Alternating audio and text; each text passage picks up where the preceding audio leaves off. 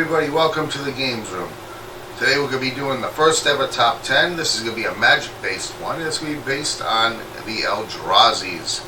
So on with the top 10 we go. Hopefully you guys enjoy it. And in at number 10 we have the Matter Reshaper. At 3 mana cost and a 3/2. The cost is well worth it. But the effect is not all the greatest, but that's why it's at number 10. Made to get cards on the field at 3 or less, or it goes in your hand. Number 9, we have the Oblivion Sour. For 6 mana cost, it's a 5/8. It's not bad, but the effect isn't too bad either. Exile the top 4 of your cards, and you can grab any number of lands that's exiled that your opponent has and use them. Kind of hard to play unless you have cards that actually exile a lot. Number 8, we have the Thought-Knot Seer.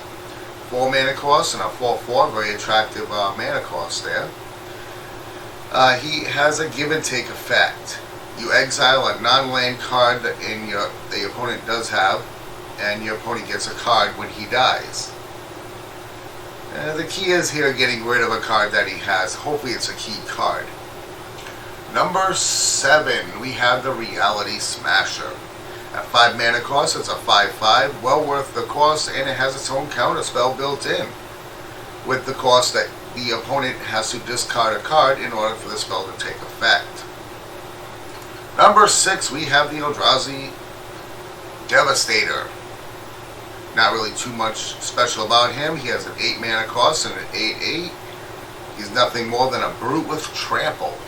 Really attractive feature to have. Number 5, we have the Endbringer. With a 6 mana cost and 5/5, the effects make it worth the cost. It has 1 static ability and 3 tapped abilities. 1 tap is you deal 1 damage. Second one is you can attack or block. And the third is you draw a card.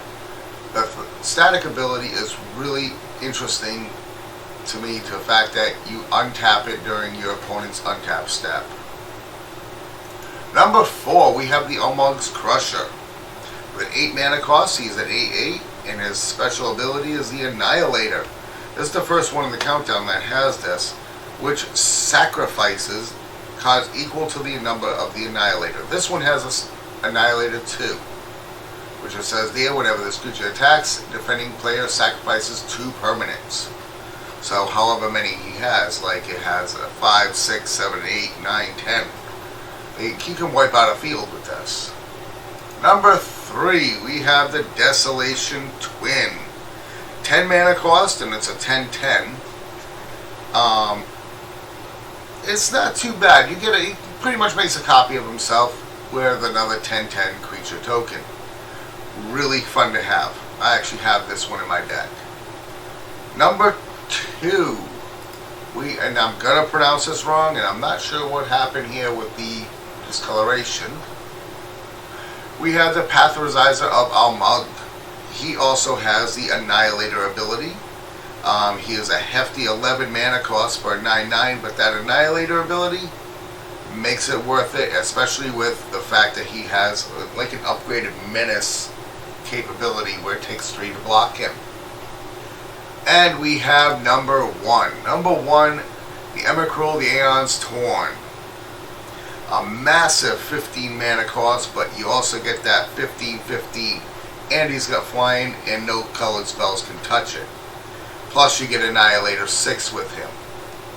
And you have a really, really cool ability here when he is put into the graveyard from anywhere. That means a milling deck, or if he's killed off the field, you just reshuffle your graveyard back into your deck, so you pretty much get him again. It's pretty much like an endless card almost, unless you exile him. That's the top 10 right there. Honorable mentions going to go to All Is Dust.